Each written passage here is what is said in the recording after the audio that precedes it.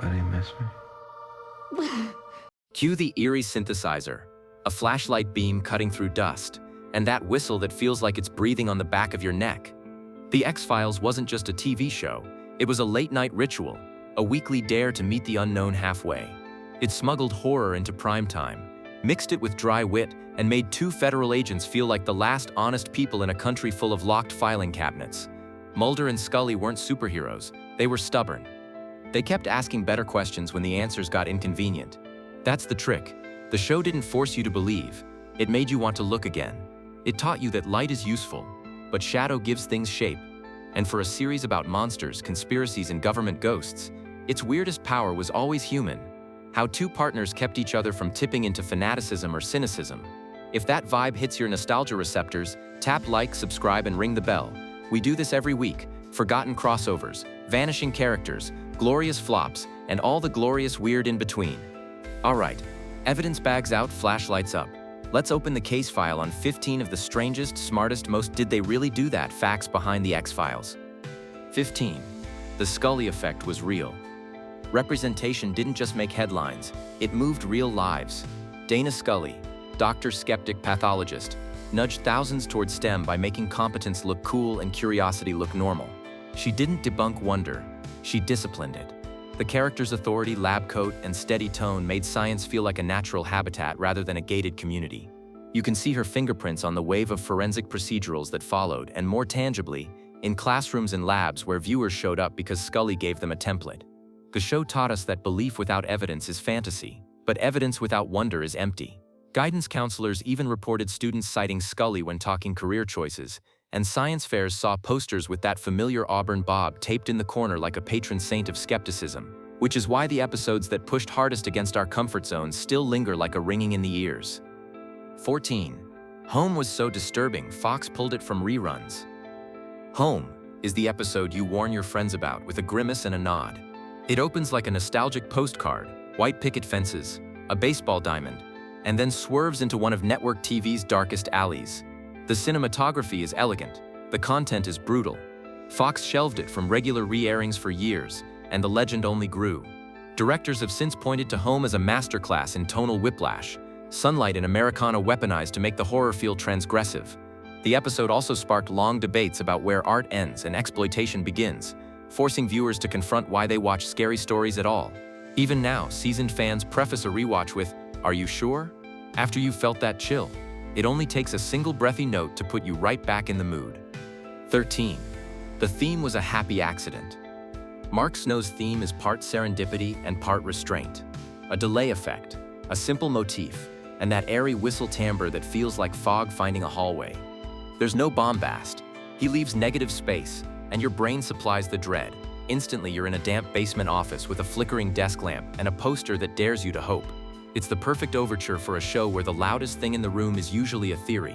Musicians still break down the cue to show how it uses repetition to create anxiety without ever raising volume, a kind of sonic slow blink. And when the end credits reprise it with just a shade more echo, the spell lingers. Speaking of quiet power, no character wielded silence like the man whose smolder could curdle the air. 12. Cigarette-smoking man didn't actually smoke.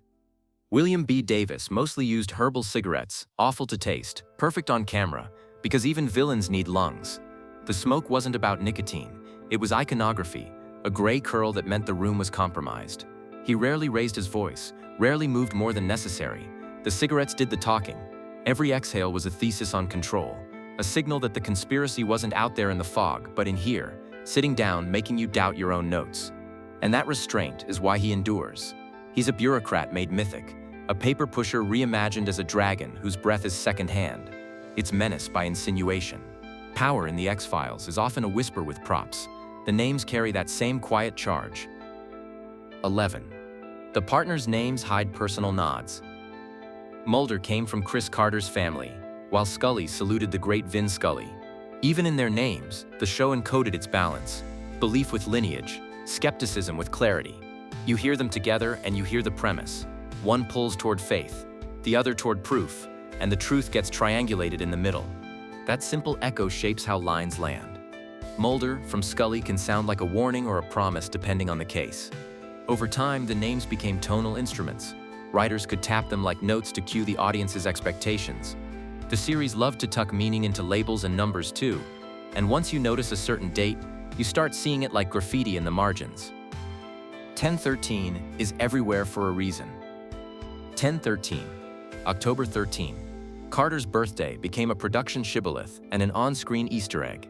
It flickers in readouts, props, and background ephemera like a wink to the obsessives. The X-Files trained you to scan frames the way Mulder scans case files. Is that a pattern or a coincidence? Spotting 1013 turned casual viewers into frame-by-frame detectives, rewarding the act of looking with the thrill of finding. The meta-joke is that the show about paranoia taught you to be delightfully paranoid about the show. In a story world built on codes, embedding the boss's birthday is both a prank and a password.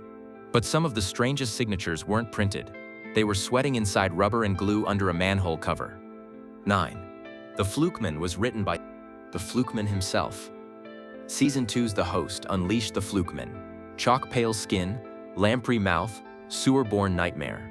The person inside that miserable prosthetic was Darren Morgan, who went on to write some of the sharpest, saddest, and funniest episodes the series ever produced.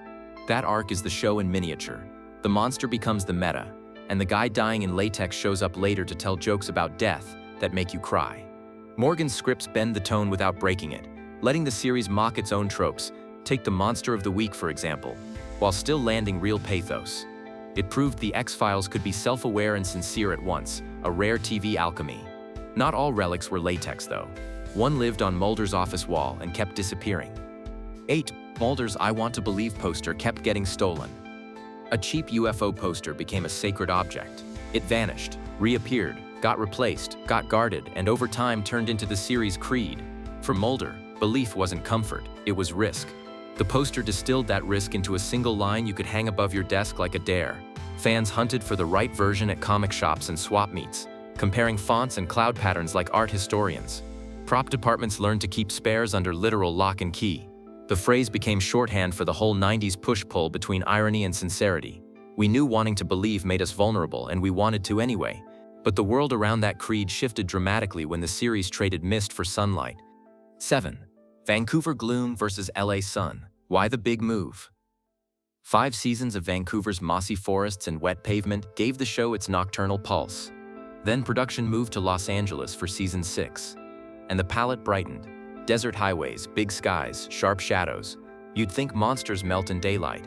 Instead, the series flexed into playful formal experiments, body swaps, real-time split screens, baseball tall tales. The crews also gained access to new locations and guest stars, helping keep a long-running show visually fresh. Meanwhile, directors learned to manufacture gloom with gels and graded nights, proving the mood was portable. The lesson was simple. Tone isn't weather. The mood followed the characters, and the characters followed reality, especially when life events forced the writers to rewrite the map. 6. Gillian Anderson's pregnancy reshaped the mythology. You can hide a pregnancy behind ferns only so long. The writers folded Gillian Anderson's real-life situation into Scully's abduction arc, and a production obstacle became a mythological pillar. Suddenly, the show's serialized heart beat louder. Questions about agency, memory, fertility, faith. The skeptic's body became contested terrain, and the believer's faith became a liability he couldn't abandon. It also deepened the pair's emotional bond without resorting to easy melodrama. Trauma didn't replace science, it complicated it. Fans still parse that arc for clues because it made personal stakes and cosmic stakes feel inseparable. It's a perfect X-Files move. Let reality in and see what grows in the dark. Sometimes, though, the fixes were humbler than a season-spanning arc. 5. Scully stood on gillie boards. Gillian Anderson is 5'2". David Duchovny is not. To frame their eyes in the same plane, the crew used apple boxes, nicknamed gillie boards. It sounds trivial until you realize how much the show depends on 2 shots. Mulder and Scully thinking together, doubting together, deciding together. A few inches turned a single-subject medium shot into a conversation. Cinematographers also use subtle lens choices in blocking, lean-ins at microscopes, shoulder-to-shoulder hallway walks to telegraph equality. The result is a visual thesis. Partnership isn't a speech, it's a composition. In a series about perspective, the most important special effect might have been carpentry. Even the opening sequence learned to adjust its angle now and then. 4. The opening didn't always say the truth is out there. Every so often the title card changed. Trust no one, deceive, inveigle, obfuscate. Mirrored text, language swaps, tiny edits that turned the credits into a mood ring. Pre-social media, this was an elegant way to broadcast tone. Fans with worn-out VHS tapes would pause and squint, half convinced the show was messing with them. It was. Those variations primed you emotionally before the first scene even started, like switching the key of a familiar song so it hits a different part of your gut. It also built a community of spotters comparing notes the next day, a proto-Reddit of hallway conversations and message boards. And right as the credits invited you to look closer, the series delivered an hour that proved tenderness could coexist with terror. 3. Clyde Bruckman's final Repose made Emmy history. Darren Morgan's melancholy marvel paired fatalism with grace. Peter Boyle's Bruckman can see how people die, and the gift tastes like ash. The episode is funny, in a way that hurts, tender in a way that lasts. It won Emmys for writing and for Boyle's performance, and for many fans it became the perfect one-episode conversion tool. Watch this and you'll understand the show's soul.